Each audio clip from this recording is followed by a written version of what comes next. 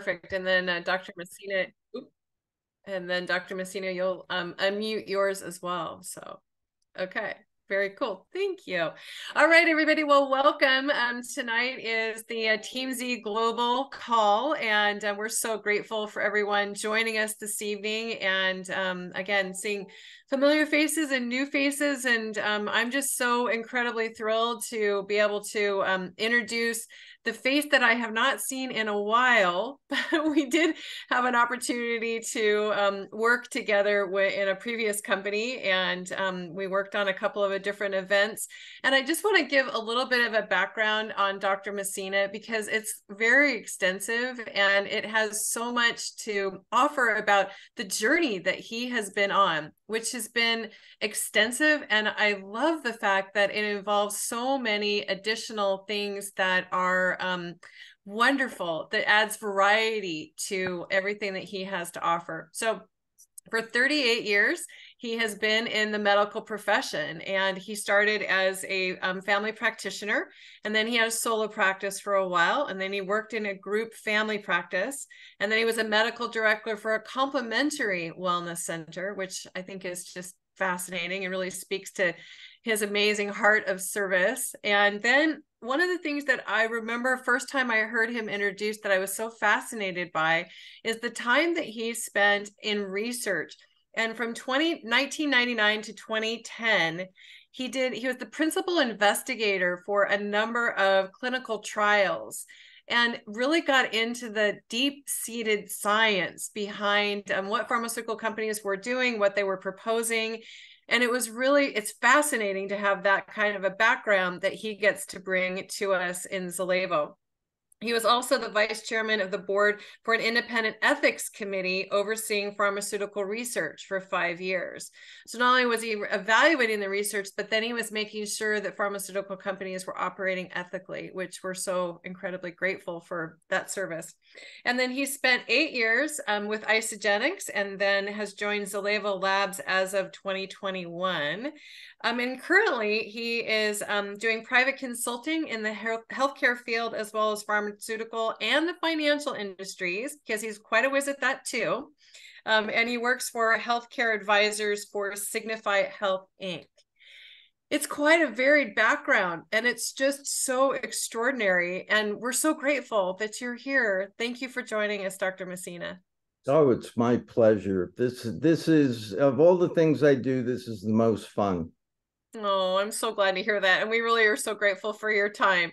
So with all of that varied background that you have to offer, which is quite extensive, why Zalevo? I mean, you could be doing anything that you wanted to do in your career at this point. Why did you pick this company to join? Well, it's funny because when I first got into medicine, I was very against any of these type of supplements or tonics or potions or whatever. In medical school, they taught me everything that we need, we get from food. And safe, effective weight loss is 1 to 2 pounds a month. Anything more than that is dangerous. And I went on preaching that for years and years in practice, and in a day never went by without some patient waving something in front of me, some lotion potion or new superfood.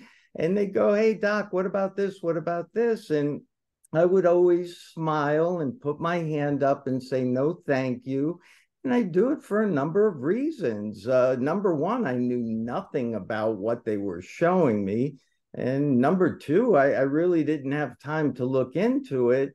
And number three, I was afraid that if I told them to go ahead and take it without knowing what was in there and something harmful happened, they would sue me. So for many, many years, I just really never investigated what was going on in nutritional foods or nutritional supplements.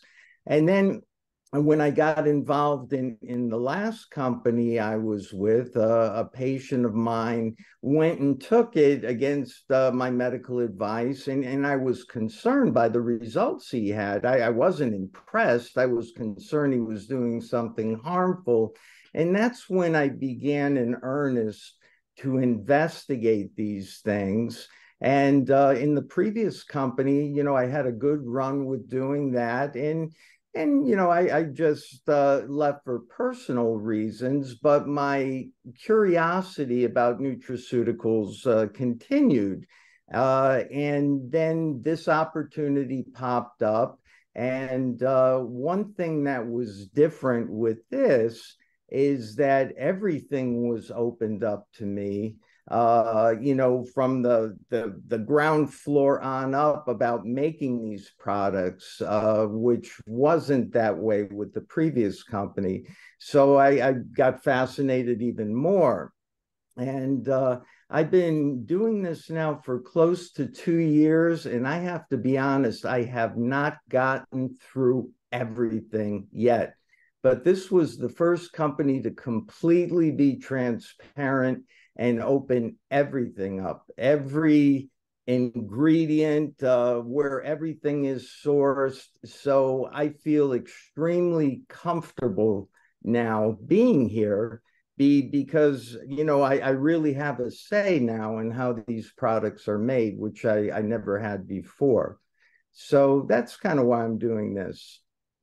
Well, we're so grateful that you are, because we've known, and many of us have known and really appreciated Kirsty Cody, and then also Dennis, and so the three of you together, offering so much valuable understanding and the backgrounds that each of you share. So, with all three of you combined, what do you think it equates to in terms of years of understanding of medicine and science? I mean, it's a lot, right?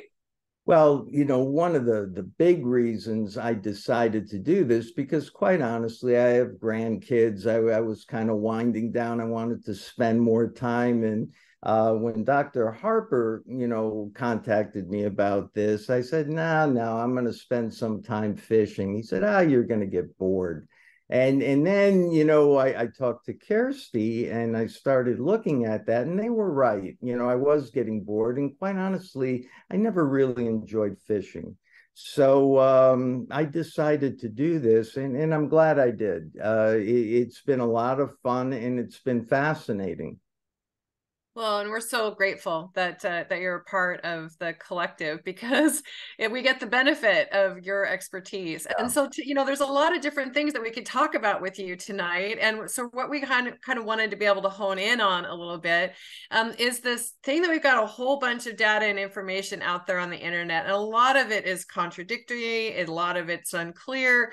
And the whole fasting and intermittent fasting and what that does to put us into ketosis or not into ketosis. And then what is this autophagy thing that people start floating around out there? And there's just so much for us to be lost about, unless we are consumers of really wanting to drill down into the facts. So grateful to have you this evening as a way to just help us appreciate what are those things, right? Let's talk Yeah. about intermittent fasting first. Like what is the best way to do that? Well, intermittent fasting has been practiced since almost the beginning of time. I mean, when you think about it, there were no grocery stores. Somebody had to go out and hunt for food. So, they would probably go a couple of days without eating until they found something. They'd live off of berries and fruits and go out and kill an animal and either eat it raw or cook it. And then they would go several days again with nothing, and until their biological hunger caused them to get motivated to go out and hunt for more.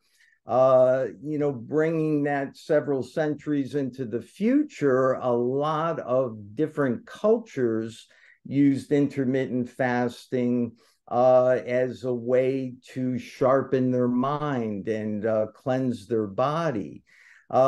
Intermittent fasting in the simplest form is basically consuming all of your calories in a certain time interval and then giving your body a chance to process it and energize our body's detoxification system. And in our body's detoxification system consists of the liver, the kidneys, the lungs, the skin, but the primary detoxifying organ is the liver, and there's three phases in that. And in order for it to function properly, it needs amino acids, it needs vitamins, it needs minerals, it needs trace minerals. And in the second and third phase, it actually needs antioxidants to get rid of the waste that is being excreted. There's many forms of intermittent fasting. Many people may have heard of the 16-8 method, where basically you're consuming all of your calories in an 8-hour time period, and you're fasting for 16 hours. And what happens during that 16 hours is that you're utilizing the body's glucose and you're getting into the body's glycogen stores, and then you do go into ketosis, which becomes, glucose is the number one energy source in the body. When we use that up, we switch to ketones. And that allows the detoxification process to start in earnest. Now, you're mentioning autophagy. Autophagy is on the continuum. There's intermittent fasting, and a lot of companies will do a 1-day intermittent fast or a 2-day intermittent fast. And, you will achieve some degree of ketosis with this. Some people will talk about eating snacks or eating something else to get through this, and they still succeed in their main goal of trying to lose weight. But autophagy, weight loss, is a byproduct of it. The goal of autophagy is really house cleaning of the cell. And what autophagy does, it allows your body to actually break down and reuse cell parts so your cells could operate more efficiently. It's actually the body's way of getting rid of the junk. I don't know if anybody's ever seen a house where a hoarder lives. That's what Yeah. our cells start to look like as we get older, because we're continuously using products. So when we finally achieve autophagy, what happens is part of the cell membrane called the cytoplasm breaks off and turns into something called a phagocyte, which is actually an envelope. And it takes all this damaged material and throws a bag over it. And then it goes through other processes. And I'm going to try to keep this simple because it's a very complex process. But Right. in essence, what happens, it gets put in the bag and, it gets digested. What could be saved is saved, and what needs to go goes. And this has, a lot of benefits for the body, because it's removing these damaged organelles and protein, thereby promoting cellular renewal. It eliminates harmful intracellular pathogens and prevents infection. It promotes DNA repair and reduces cancer risk when this is done on a regular basis. It also helps regulate energy balance and improves insulin sensitivity. It enhances mitochondrial function. And the mitochondria are kind of the blast furnaces of the cell. That's where all the energy, think of it as like the car motor. And it thereby increases cellular energy production. And another benefit, it supports healthy lipid metabolism. And if your cholesterol and your triglycerides are good, your chances of developing cardiovascular disease are decreased. It also boosts our immune function and reduces inflammation. It also protects against neurodegenerative diseases, and examples of that are Alzheimer's, Parkinson's disease, Lou Gehrig's disease. And the way it does that, a lot of times we'll get damaged proteins, which are called misfolded proteins. And especially in Alzheimer's, these misfolded proteins are called tau, and they accumulate and cause tangles, which we could see on CAT scans and other imaging in patients with Alzheimer's. So it protects against that by clearing these folded proteins. It also enhances the body's response to stress, thereby improving resilience, and it may increase lifespan and delay aging-related diseases. So autophagy is a good thing, but it's the brass ring at the end of the tunnel, okay? Because Right. everybody thinks of fasting. Okay, I'm going to do the 16-8. Did I trigger autophagy? No, not really, because autophagy does not begin until between 24 and 48 hours on most people. And you kind of get a hint that you're in autophagy because your appetite decreases. And the reason your appetite decreases is because your glucagon goes up, which causes your insulin to go down, which causes satiety. So it has some effect over our hormones. And the other thing you may notice, you may be a little fatigued, but that will soon be replaced by a burst of energy. Some people will notice their breath isn't too pleasant. And, that's from the ketosis. So there's clues to that. But in order to get into autophagy, it has to be very strict. There's certain things that can be taken. The majority of the things cannot, because even a small amount of protein will break that autophagy chain. You may still be in ketosis, but you will not be in the autophagy cycle any longer. So, for that 24 to 48 hours, when we're talking about fasting, we're talking about fasting, except things like black coffee, water, certain things. Exercise could cause autophagy as well, by, providing stress to the body. And of course, our burn mode that we use in, Zalevo is geared not to break autophagy. And that could be taken every 4 to 6 hours as needed during that period to add nutritional support along the way. So we have fasting, we have intermittent fasting. And the term intermittent fasting means we're going to do fasting for a period of time followed by eating.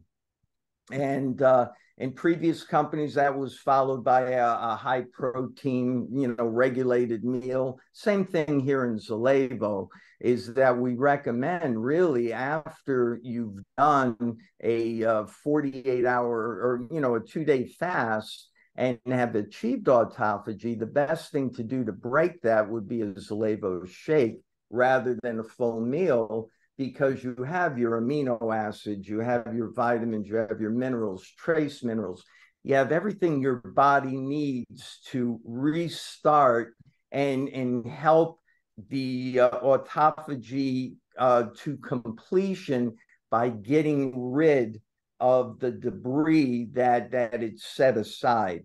And with autophagy, like when the cell breaks down, some components are still useful. Those get broken down into amino acids and get repurposed into forming a different protein. But when something's no longer of use, it goes into our detoxification system and eventually gets eliminated either through the stool or the kidneys, or sometimes through respiration.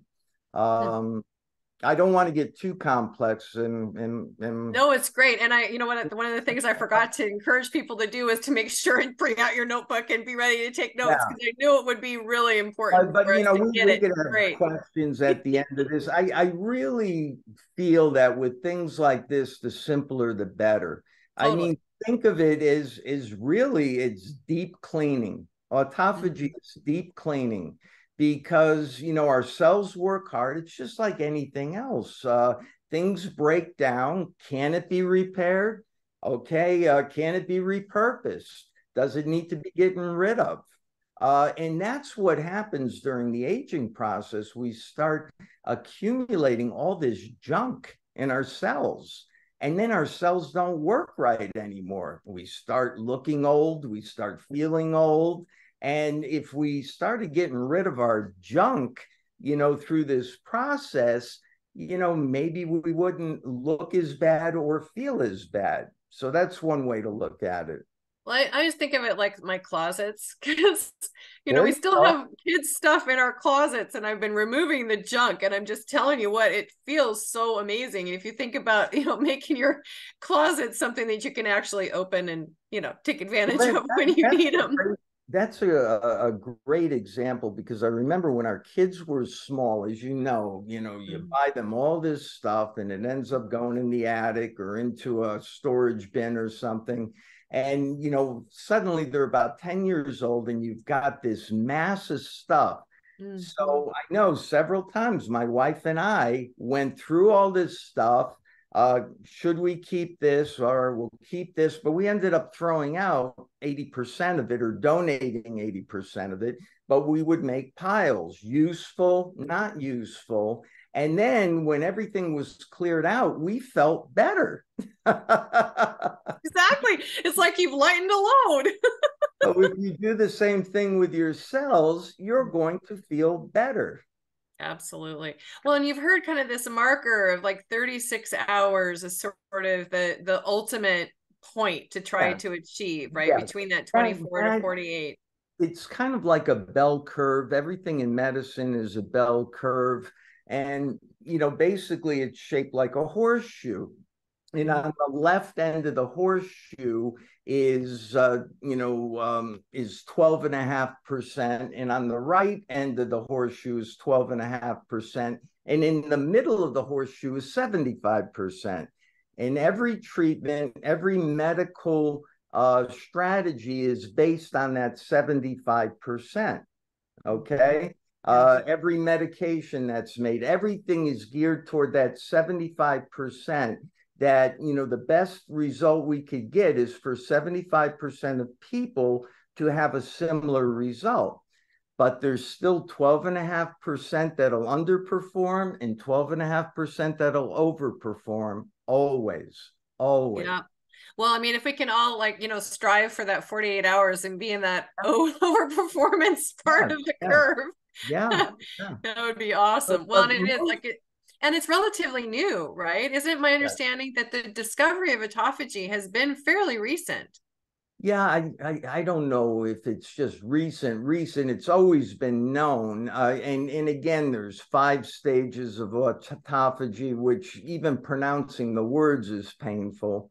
And there's macro autophagy, micro autophagy. There's 3 different types of autophagy that happen in the body. And you could induce it through stress, you could induce it through lack of oxygen, or you could induce it through fasting, which is the most common cause. But autophagy happens in the body. There's actually, in current research, a number of diseases that have been linked to having faulty autophagy happening in the body. Crohn's disease is one. And a couple of neurodegenerative, like Parkinson's, is another one that's been linked to a faulty autophagy system. And this is not even trying to go into fasting. The body is constantly trying to clean up. But when we do it through fasting, we're really helping it by streamlining things. That's the thing is that, I mean, I think so often when people think about, oh my gosh, how can I possibly go without food? Right. Yeah. I mean, we're so focused on, eating, right, and chewing and all of those things that come with it. And I think it's fascinating that, as time goes on, as more and more technology enables us to learn more about the benefits of autophagy, then we can all take advantage of it and tap into it, right? Which is Oh, so wonderful. you bring up a good point, and that is a problem of our day and age of overabundance, because the human being was not even built to eat every day. The human being was, built to live off of its own fat supplies and break it down and use that for energy, as is evidenced by early man. Early man didn't sit down to 3 square meals a day and didn't, eat popcorn watching TV or the sunset or anything. If he wanted to survive, he or she, they would have to go out and hunt or scavenge for food. And oftentimes weeks would go by without any food. And the human body was created to withstand that. But in today's, day and age of overabundance, we actually eat way too much in portions that are way too big. And the food industry actually, Kirsty and I just did a podcast on Friday that's going to drop soon about navigating our toxic world. And the most recent statistics on what's going on with the food industry, with EDCs, endocrine disrupting chemicals and such. And it's really eye-opening. Just as our air and our water is been polluted, our food system's being polluted as well. And it really behooves us to get educated about that and to start paying attention to it, because some of the long-term effects can be, very nasty. Absolutely. Couldn't agree more. So tell us about like why burn mode? Because there are a lot of products out there that are available that really can help accentuate this process and help make this process very doable. And so tell us a little bit more about burn mode and why it's so powerfully unique. Burn mode is kind of a nutritional support. First of all, I'll go on record, and I do this in any companies. I'll tell you, you could achieve autophagy without burn mode, okay? But, just fasting for 36, 48 hours, you will achieve autophagy. But burn mode kind of makes it a little bit easier because it's giving you more energy. It's giving you vitamins, trace minerals, and we have something called astaxanthin, which is probably the most potent antioxidant out there. And as I was saying, when we get to the end of this and we kick in on our detoxification system in the liver with the 3 stages, going from stage 2 to stage 3, we're breaking off free radicals like crazy. And having that dump into the bloodstream can cause discomfort. With our astaxanthin, it's a free radical scavenger, and it kind of takes the edge off of that. That's so great. Well, we Yeah, really appreciate it because I'll tell you, and by the way, it just happens to taste great it too. tastes pretty good. Yeah. Yeah, something that makes it really cool.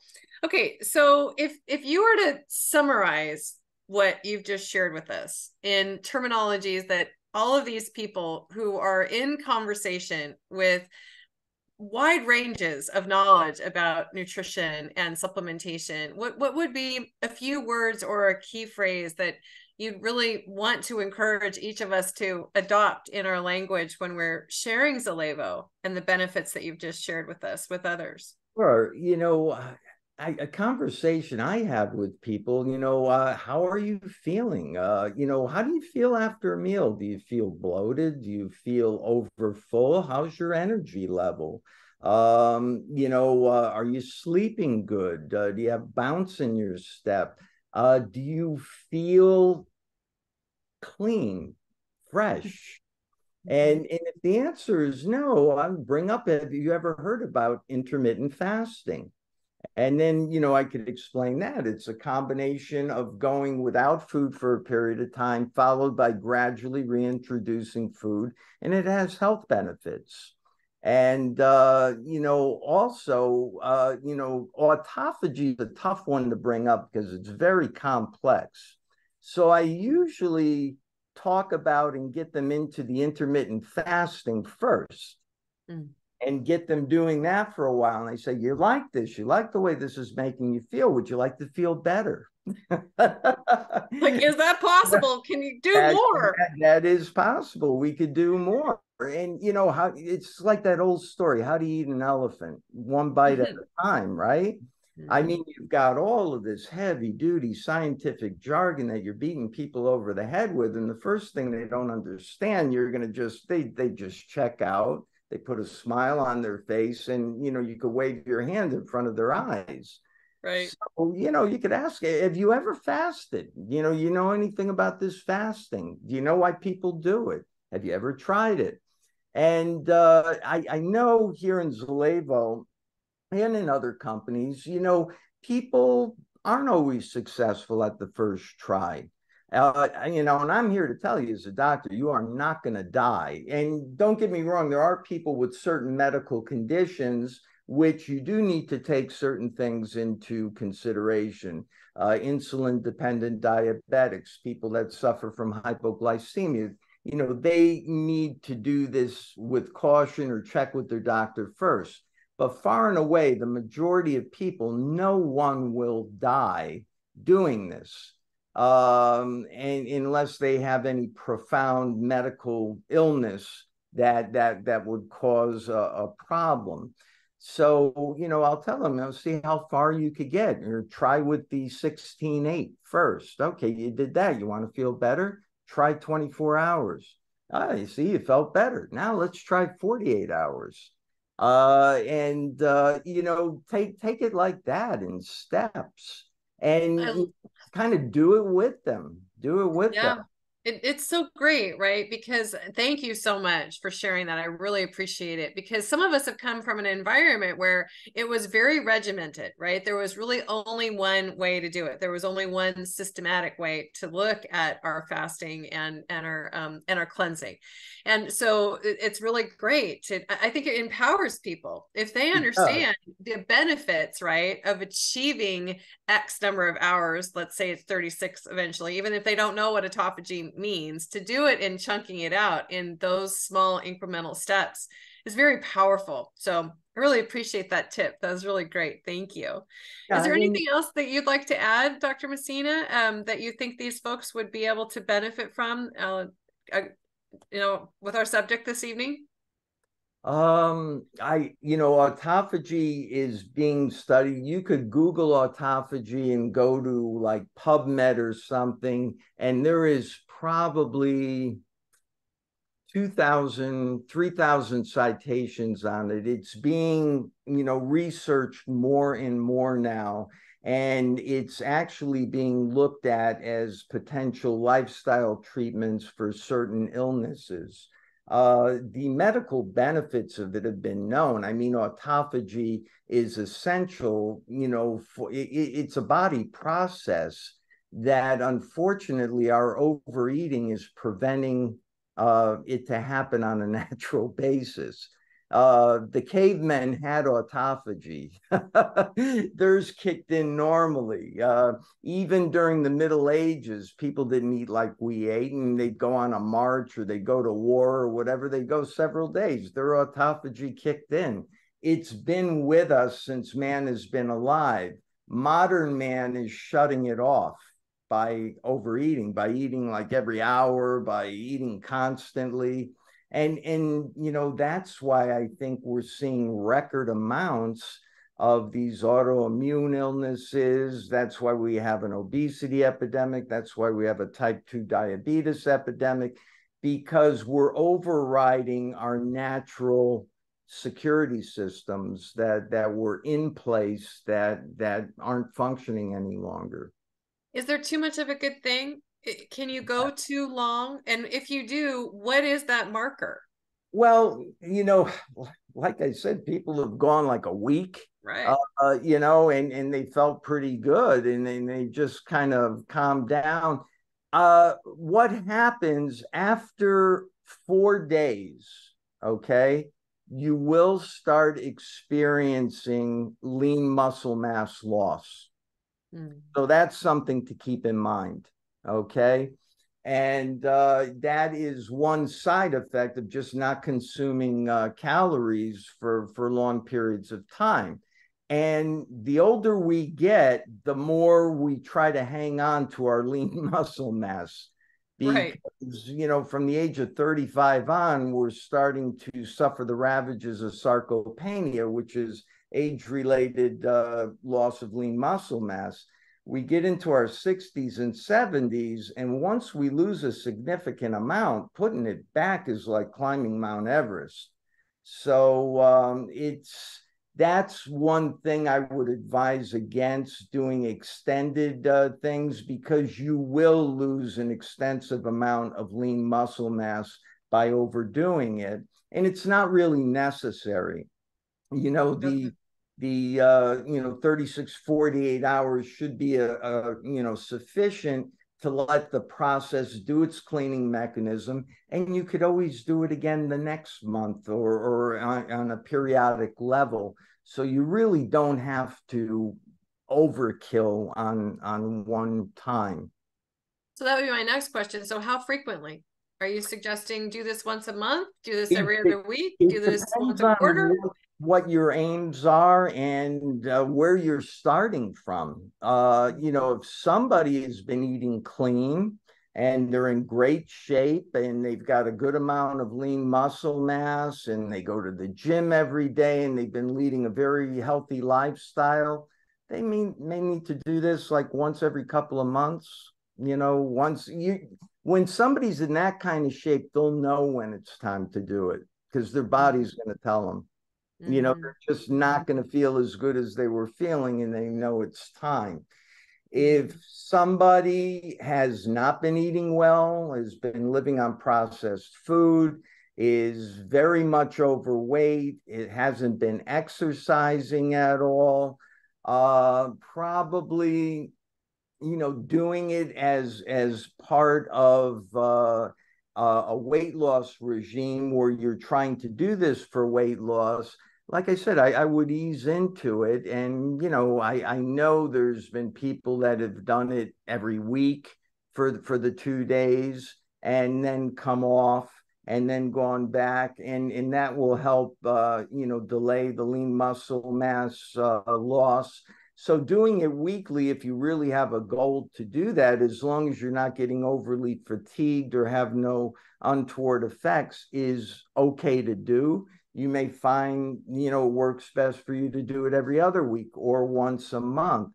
I have to be honest with you. This is one of those situations where I think that bell curve, 75% of people, everyone is different. The Mm-hmm. majority of people will all lose weight. They'll all feel somewhat better, but I think the ultimate goal is for you to be in connection with your body and know when it's time. Yeah, I would totally agree, because it's so much more empowering, right? If we're the ones listening to what it is that our bodies are telling us, which means that we need to be in touch with them, because we only get one of them. So we got to take good Absolutely. care of it. I mean, you could get replacement parts, but I'm here to tell you they don't work the same. That is for sure. Just telling you, avoid that as long as possible. All Yeah. right. Well, you guys are just, thank you so much, Dr. Messina. I really appreciate you. So I want to just kind of answer a few or ask you a couple of questions that I've seen come up in the chat. And if I've missed any of them, please just unmute and jump in, and we can just ask a few Q&A here. So I saw one that came in that I thought, well, that was really fascinating, is the possibility of adding lemon to the burn mode. Is there anything about the acidic content of lemon that might interrupt the effectiveness of burn mode if you I did that? believe it's more about calories than the lemon itself. Okay. I like with the old master cleanses and everything, they used to use that, and ultimately you will hit it. But I have to look at that a little more carefully, because I know there's so many things that'll just if you're looking for autophagy, if you're doing this just to lose weight, and say you've got 70 pounds to lose and you just want to do it in a relatively quick way. You're not so worried about the autophagy. You just want to kick into the ketosis and do the 2-day fast. You've got some wiggle room because you're still going to lose weight. Okay. Probably not as much as if you hit autophagy, but hitting autophagy is hitting that sweet spot, and it's very unforgiving as far as putting anything into your body. You know what it's like? You've got like a nuclear reactor that's all dirty. So they take all the material out, they send the cleaning people in, and they're wiping it down and they're doing all of this cleaning. And they say, is it okay if we let a little radioactive stuff in there? It's just a tablespoonful. It's not much, but the guys are going to leave and not continue the cleaning process. And that's what happens to autophagy. When you put that little bit in, they're going to say, okay, if that's the way you want to do it, we're not going to continue doing what we're doing. We're not going to continue bundling the junk in the cell and removing it. We're not going to continue breaking down or sorting out the good stuff and turning them into other amino acids. Well, we've done enough. We'll just stop it right here. That's what happens. It's like putting up a big old stop sign. Yeah. Right? Do not do this. Okay. Yeah. All right. So I've got a couple of this. So a few lemon ice cubes in drench, not burn mode. Okay. So Kathy, you want to unmute yourself and ask your question? Because I just kind of caught the tail end of it. Where are you, gal? There you are. Sorry about that. No, it's fine. So in a burn, I guess, even 2 lemon cubes in drench is going to stop autophagy from happening. I have to check that. I hate to just say yes without actually researching it. It may be okay because I'm trying to think of the caloric intake of just lemon juice. I don't think it's that much, but I'm sure it does have some calories. Yeah. So anything with calories is going to stop that autophagy. Yeah. So I guess instead of 60 hours, I better bump it up to 72. Oh, Kathy. That's awesome. Thank you for the question. That was great. Are there any other questions that I've missed in the chat that you're just absolutely burning to ask before we kind of close it up for this evening? Hey, Beth, did you see there was one from Tracy? He said, what typically creates a faulty autophagy? I think he said a mechanism, or what can set that up, I guess is the question that he was asking. I didn't see that one, but thank you so much for bringing it out. Appreciate it. What could say? I'm not sure I understand the question. You were talking about many diseases have been recently shown to be linked to a faulty autophagy something. So yes, that I guess what I'm saying is that they're finding that the body's normal autophagy sequence, like I said, there are 5 steps in autophagy, and they're all biochemical reactions. And what certain research has found that some of those biochemicals are missing in certain diseases. And it brings up the topic, what came first, the chicken or the egg? Were they absent from birth, or were they just are they absent from lack of utilization? And more research needs to be done. It's not conclusive. It's just, when they say a medicine has been linked to or associated with, it means we're suspicious of, but we don't know for sure. That's a great translation. Thank you for that. But we don't know for sure. And it basically, when somebody makes a statement like that, it usually spurs more research, which is good. Totally. Tracy, did that address your question? You can unmute yourself if you want to. Yeah, you're muted. We can't hear you. Yeah, you're still muted. All right, we'll come back to you. So were there any other questions that people had that they would like to pose to Dr. Messina before? Bet there was one more, and yeah. Tracy, please unmute if we didn't answer it. So it was from Kathy Z. You had a bunch of good questions. One, I thought it was a great question, Beth and Dr. Nick. Kathy Z was asking, after an autophagy fast, what are some of the best snacks and best foods outside of our Zalevo yummies to snack on and eat after coming out of a fast?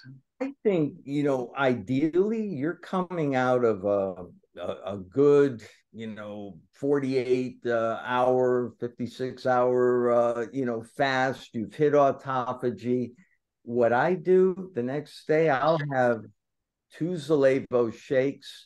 And then for my dinner, I'll have 4 ounces of a lean protein. I'll have some vegetables and a salad, and I'll limit that. And you know what I find is that's perfect. I don't feel hungry.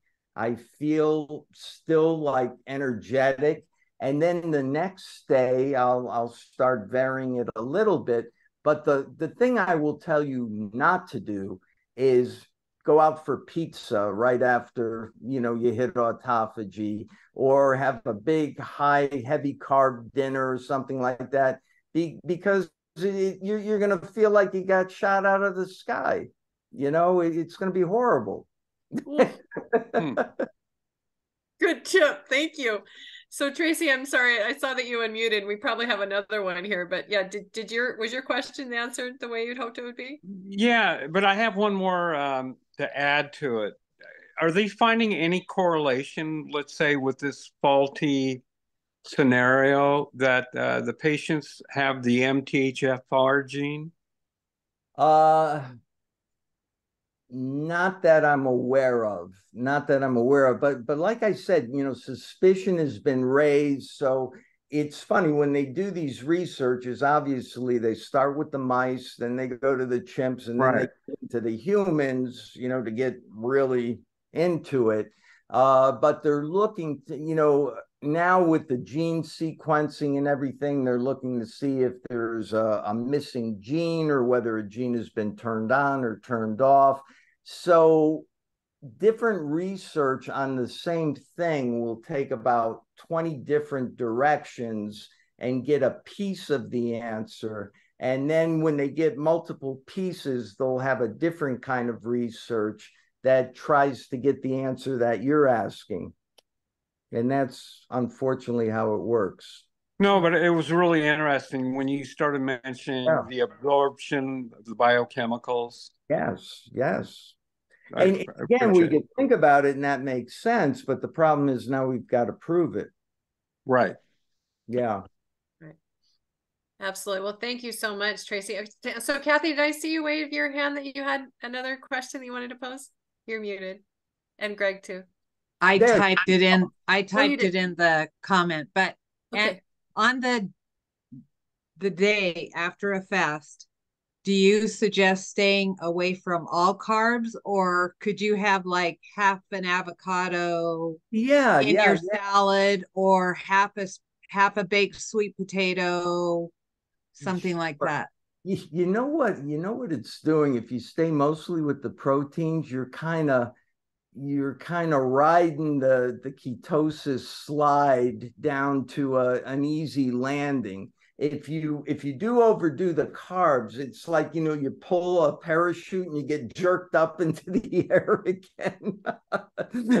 It's a smoother landing when you're avoiding heavy carbs. But like an avocado, or if you keep the carbs under like 90 grams, you should have no problem. That's a great target. That's just my experience. That's really helpful. Not company policy or anything, but I experiment with it, and I find that to be true, and it makes sense because we're going 0 carb for like close to 3 days, right? And then all of a sudden we get this bombardment, and it's like you're switching your fuel. You're going from ketones to glucose, and it's like a hard shift. Going gentle. Yeah, That's a slowing good way to go. So easy. Greg, did you want to jump in? Did you have a question you wanted to ask? Go for it. Yeah, you're muted. There you go. Hi, Dr. Messina. Yeah, hey, I'm interested in the muscle part. So I'm type 1 diabetic, 55 years. And so what I've been doing, and a couple of things that we researched, was like HMB with D3, or let's take the granddaddy Lucian that's in Bill and kicking on mTOR. So I feel like for me, experimenting with the fast, because I can't do it that long, maybe Right. 24 hours. So I try to kick in that protein synthesis so I can maybe Yes. get some muscle growth. Yeah. Or Yeah. what do you think about also when the growth hormone maybe goes up, what, 500% or whatever, who knows? But so do you think that would help people? Because I know Dr. Lyons is one of the top, researchers in protein, and that as we age, she's saying that muscle is the granddaddy. It's the big one for everything. It is. So how can we, yeah. Our lean muscle mass becomes more precious than gold the older we get, because once we lose it, it's like, we've got to go rob, cheat, and steal to get more of it. It's really difficult. Yeah. Yeah. Well, I will say, I knew insulin did that years ago. And when I worked with bodybuilders, I always, they wanted insulin because insulin shuttled that carbohydrate and all that. But for me, I always wanted to get really muscular. So I'm 60 right now, and I did really good with not having an overabundant amount of protein in the day, but kicking in that Lucian, whether it was from HMB or Bill. And see, that's the other thing that I want to make perfectly clear. We're talking about autophagy. We're talking about all these different things, and I'm talking about that bell curve. And it really comes down to the individual and what you're looking to do. In the previous company, I used to counsel a lot of bodybuilders, and it was a completely different discussion. When it came to intermittent fasting, is we wouldn't do it all that often. And when they did it, it wouldn't be the days they were training at all, because that's just a big no. Yeah. So depending on where you're starting from, makes all the difference. Okay. Yeah. And the last thing I was going to ask you, doctor, was, so some of them say as you end the fast to get the fats first and the protein, so you're kind of slowing down, ending the autophagy or the ketosis. Yeah, and that's why I said it's better to ease up, with the proteins, which convert, and you could start gradually adding your carbos back, and it's a nice, instead of like rock climbing, you're taking a nice slow incline back into normal food. Right. And the last thing, do you think it corrects the insulin sensitivity? Because I'm hearing that for me as a type 1, it definitely brings down the use of autophagy. What autophagy does is it increases glucagon, which decreases your appetite, and it decreases insulin, and it does improve insulin sensitivity. Now, there are some people that could hit autophagy at 16 hours. So, that's another thing. And I can't give you any medical advice. I don't know whether you're on a pump or you're taking shots or whatever else.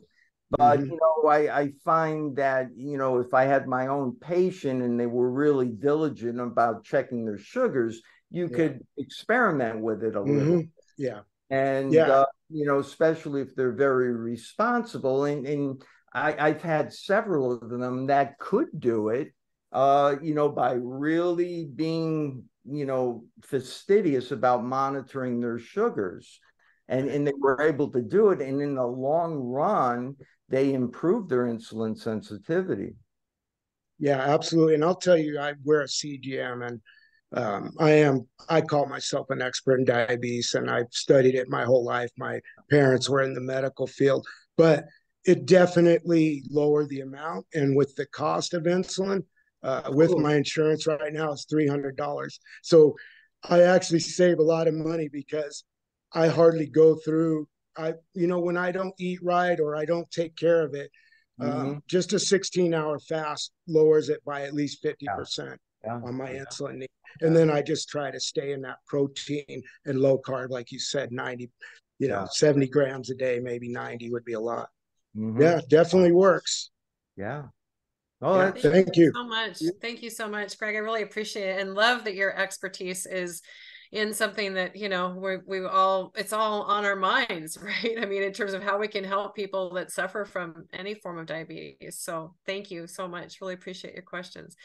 All right, ladies and gentlemen, I think we're ready to wrap this up this evening, and it will be, obviously, we'll have the recording posted so that you'll be able to share it with other people.